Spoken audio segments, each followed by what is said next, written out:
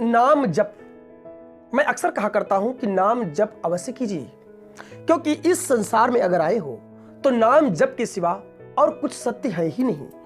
अगर आप भव पार होना चाहते हो, परमात्मा के धाम में जाना चाहते हो, आपको नाम जप करना ही होगा। किसी भी संकट से पार पाना हो, कोई मुसीबत आपके ऊपर आ रही है, बार बार दिक्कतें समस्याएं, तो नाम जप करना होगा। नाम जप से ही सारे कर्म कट जाते हैं, कर्म बंधन कट जाते हैं और व्यक्ति कर्म बंधन से मुक्त होकर के वो मुक्ति पद भी प्राप्त कर लेता है। ईश्वर की प्राप्ति तो उसे हो ही जाती है।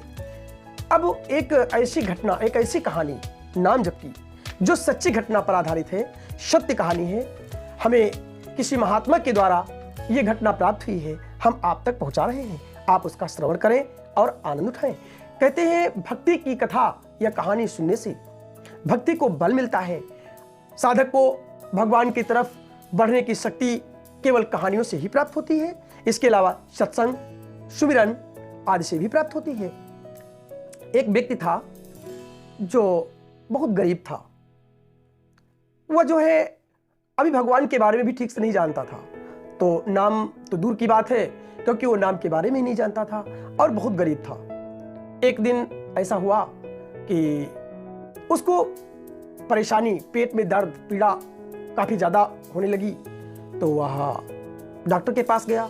जब डॉक्टर के पास गया तो डॉक्टर ने उसकी कुछ जांचें की, लेकिन जांच रिपोर्ट से पता चला कि उसके पेट में कैंसर है। अब वो बहुत दुखी हुआ। बस उसने निर्णय कर लिया कि अब तो हमें कुछ दिनों के लिए बाद मर ही जाना है, क्योंकि कैंसर ऐसी बीमारी है ना। और ये मैं जो सुना रहा हूं ना, ये सच्ची घटना है, ये कोई कहानी नहीं है, ये सत्य घटना है। जो उन महात्मा ने अपनी आंखों से घटना देखा है, उनके पास वो व्यक्ति आया है, उसी की घटना उन्होंने हमें बताई और हम आपको बता रहे हैं।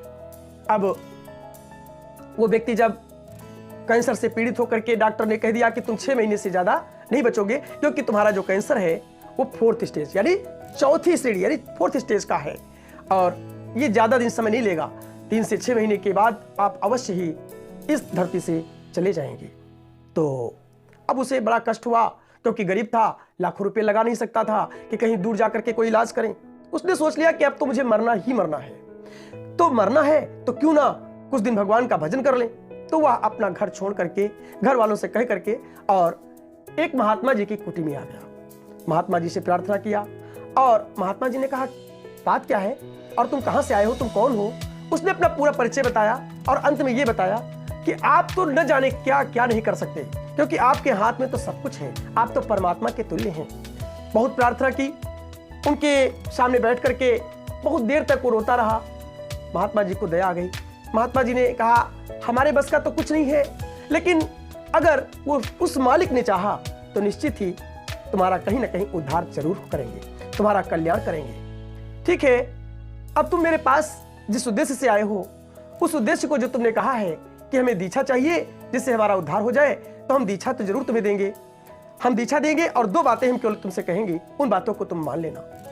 तो उसने कहा, गुरुजी आपकी जैसी इच्छा है हम वही करेंगे। गुरुजी से दीक्षा लेकर के उन्होंने उनके मस्तक पर हाथ फेरा और उससे कहा, तो जाओ और कहीं भी एकांतवास करो, कहीं भी एकांतवास करो और हमारे दिए हुए नाम का जप करो। यही 2 बातें बताई कि एकांतवास करो और नाम का जप करो। वो वहां से चला गया। उसी जंगल में, जिस जंगल में गुरुजी का आश्रम था, उसी जंगल में दूसरे छोर पर उसने कुटी बनाई और कुटी बना करके उसी में अकेला रहने लगा। लेकिन उस जहां पर उसने कुटी बनाई वहां पर कई वृक्ष थे और उन वृक्षों में 5 वृक्ष प्रमुख थे, आम, पीपल, बरगद, नीम और पकड़िया, जिसको पाकड़ कहते हैं। इन 5 बरगदों के 5 पेड़ों के पेड़ थे, 5 वृक्ष थे और ये 5 वृक्ष जो लगे थे, इन्हीं के बीच में उसने एक छोटा सा बगीचा और बनाया। किस चीज का? तुलसी का बगीचा बनाया।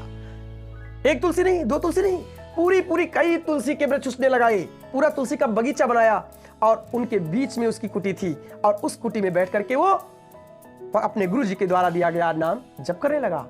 राम राम राम राम राम राम राम राम जप करना शुरू किया उसने। अब जप करते करते प्रातःकाल पास में नदी थी, नदी का स्नान लाता, नदी में प्रातःकाल स्नान करता, वहां से जल लेकर आता और जल ला करके उसने उन पेड़ों, जो 5 वृक्ष लगे थे, उन वृक्षों को भी अपने गुरुजी से सुन रखा था कि गुरुजी कहते हैं पीपल स्वयं नारायण हैं, पाकर स्वयं ब्रह्मा जी हैं, बरगद स्वयं शंकर जी हैं, नीम स्वयं देवी जी हैं और तुलसी माता तो हरिप्रिया ही हैं। इसके अलावा इन सभी वृक्षों को उसने देव तुल्य मान करके सब पर अपने कमंडल से जल चढ़ाता है, सबकी पूजा करता है और उसके बाद बैठ करके अपनी कुटी में नाम जप करता है। जो लोग उधर आते जाते हैं, उस रास्ते से निकलते हैं, निकलने वाले लोग उसको देखते हैं तो कोई खाना दे जाता है तो भोजन ग्रहण कर लेता है, थोड़ा बहुत लेता है। शेष उसके पेट में दर्द होने के कारण वो केवल थोड़ा सा ही भोजन प्राप्त कर पाता है। शेष हरि भजन करके, भगवान का नाम स्मरण करके, गंगा जल पी करके ही उसका समय कट रहा है और बड़े आराम से कट रहा है। धीरे धीरे करते करते उसका समय 1 वर्ष व्यतीत हो गया। उसके गुरुजी उधर से निकले तो उसकी कुटी में आए और कहा, क्यों भाई, तुम्हारे डॉक्टर ने तो कहा था कि 3 से 6 महीने ही जीवित रहोगे, क्या हुआ? अब तो 1 वर्ष हो गया है, अब तुम घर जाना चाहो जा सकते हो, तुम ठीक हो गए हो। तो उसने गुरुजी के चरण पकड़ लिए और कहा, गुरुजी, जिस दिन मैं आया था यहाँ, उस दिन ने संकल्प लिया था कि अगर मैं ठीक हो गया तो मैं केवल नाम सुमिरन करूंगा, इसके अलावा कुछ भी जीवन में नहीं करूंगा, केवल नाम का सुमिरन करूंगा और कभी यहां से छोड़ करके नहीं जाऊंगा, ये मेरा संकल्प था।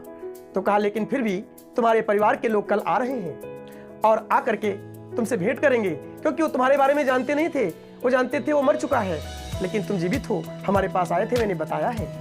तो अगले दिन जब उनके परिवार के लोग आए तो बड़ी प्रार्थना करने पर गुरुजी का आदेश पा करके उसने कहा, ठीक है, मैं जा तो रहा हूं गुरुजी, लेकिन मैं जल्द ही वापस आ जाऊंगा। तो गुरुजी का आदेश पा करके वो डॉक्टर के पास गया। डॉक्टर देखकर आश्चर्यचकित रह गए। डॉक्टर ने कहा कि आखिर 4th स्टेज का कैंसर था तुम्हारे और तुम बच कैसे गए? कौन सी दवा खाई? किस डॉक्टर ने दवा की? तो कहा, जो दवा आपने दी थी उस दवा को तो मैंने कूड़े में फेंक दिया। तो कहा, क्यों? कहा, हमें बहुत नुकसान कर रही थी, इसलिए उस दवा को मैंने खाया नहीं, 2-3 दिन खाया और कूड़े में फेंक दिया। तो कहा, फिर कैसे ठीक हुए? कहा, मेरे गुरुजी ने ठीक कर दिया, उन्होंने मुझे नाम दिया और उस नाम जप के सहारे मैं ठीक हो गया। तो उसकी जांच फिर पुनः डॉक्टर ने की। जांच में कुछ भी कैंसर का एक भी लक्षण नहीं मिला, पूरी तरह से वो स्वस्थ हो चुका था।